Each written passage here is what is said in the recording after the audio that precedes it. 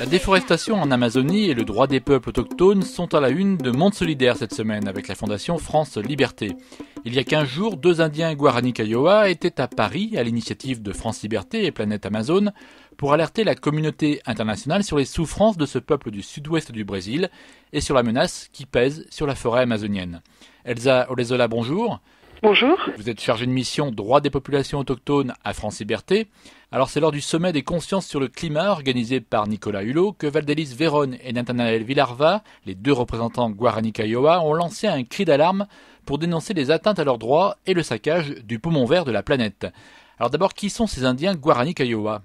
Alors les Guarani Kaiowá, c'est un peuple autochtone du Brésil, c'est le peuple le plus important en nombre de personnes, puisqu'ils sont 45 000 à vivre dans l'état du Mato Grosso do Sul, qui est un état du sud-ouest au Brésil, limitrophe avec le Paraguay et la Bolivie. Et les Guarani Kaiowá, ça signifie peuple de la forêt. Alors Valdelis Véron et Nathanaël Villarva, les 2 représentants de ce peuple, ont mis en avant les menaces qui pesaient sur eux. Quelles sont-elles ces menaces ?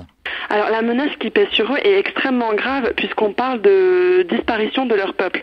Pourquoi disparition ? Parce que les Guarani Kaiowá sont expulsés de leurs terres au profit de grands propriétaires terriens et de multinationales et ils sont soit entassés dans des réserves où ils vivent dans des conditions absolument indignes, soit ils vivent sous des bâches au bord de l'autoroute.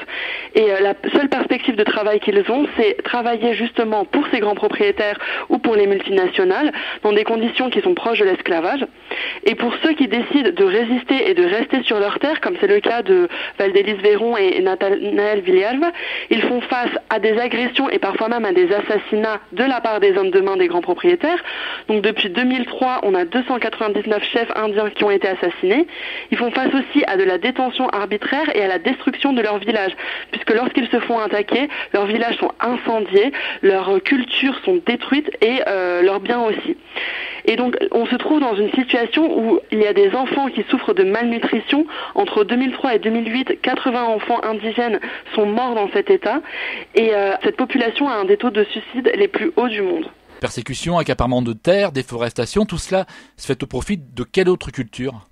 Alors, en fait, dans cette région du Brésil, les terres sont utilisées pour la culture du soja et la culture de la canne à sucre, notamment pour faire des agrocarburants et aussi pour l'élevage du bétail. Alors les droits des peuples autochtones sont pourtant garantis par la constitution brésilienne. Le gouvernement ne fait donc pas ce qu'il faut pour les reconnaître totalement ?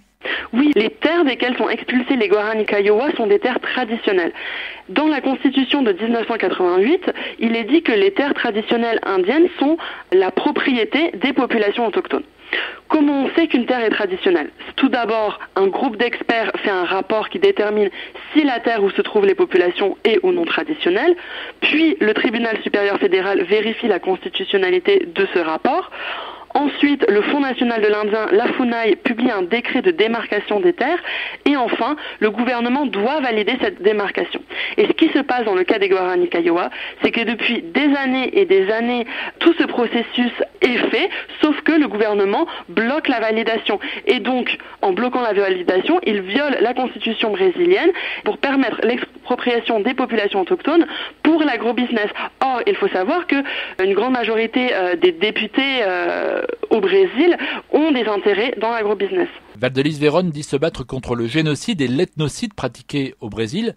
Que demandent les Guarani Kaiowá à la communauté internationale ? En fait, Valdelis Véron et Nathanaël Villarva sont venus en Europe parce que le gouvernement brésilien est sourd à leurs demandes. Et il n'est pas juste sourd puisqu'il est proactif dans le désastre qui se passe sur leur terre. Et donc l'idée, c'est d'attirer l'attention de la communauté internationale sur ce qu'ils appellent un génocide pour que nous ne puissions plus dire « nous ne savions pas ».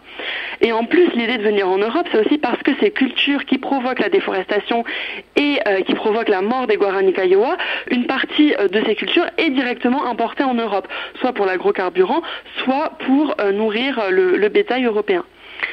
Et les Guarani Kaiowá parlent aussi d'un écocide pour alerter la communauté internationale. L'écocide, c'est la destruction massive de la nature, que ce soit la faune ou la flore.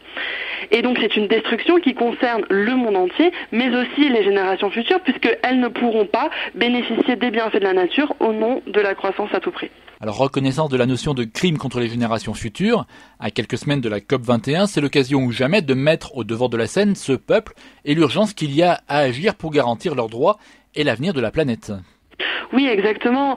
Nous, notre idée, c'est de profiter de la COP21 pour, en plus de mettre en avant les destructions qui sont liées à ces cultures intensives, c'est aussi de travailler à ce que soit reconnu l'impact de nos choix économiques sur les peuples autochtones.